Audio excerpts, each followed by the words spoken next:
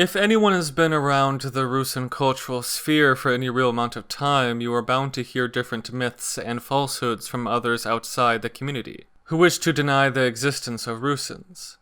Whether this be due to ignorance or malicious intent, these different theories need to be explained and then countered with how they are incorrect.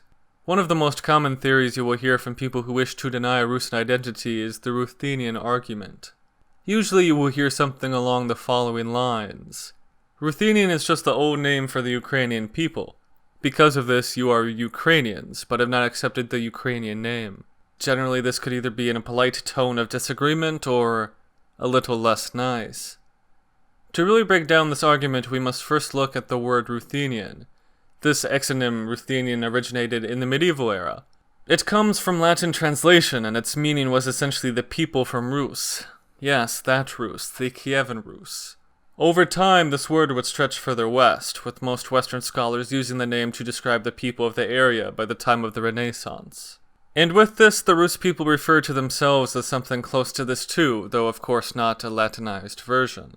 Where this word was actually applied, however, is much more complicated than just the lands of the Rus. One of the biggest complications being, modern-day Russians weren't often referred to as Ruthenians. The state of modern-day Russia actually originates from the Grand Duchy of Moscow, and there is substantial evidence that these modern-day Russians were referred to as Muscovites. So that's the first complication with this Ruthenian name. The second one, which matters more to our argument at hand, is that Ruthenian wasn't just in reference to modern-day Ukrainians.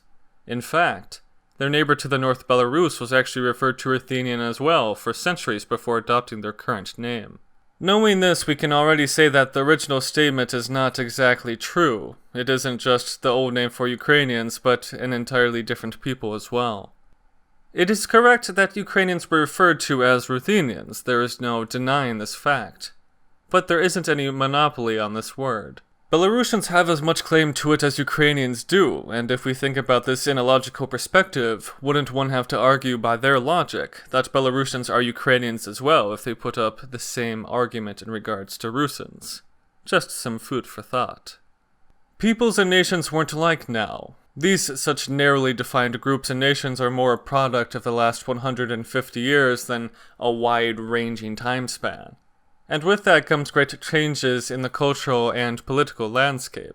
You can see in many modern and historical examples of a split into different peoples, whether this be the Slavic Macedonians, Austrians and Germans, even the Americans and English, the list is endless. The Rusin identity formed on its own while keeping the Rusin name which they had called themselves for centuries before. The name isn't even exactly the same either. Instead of being Rusyni, Rusyns refer to themselves as Rusnak.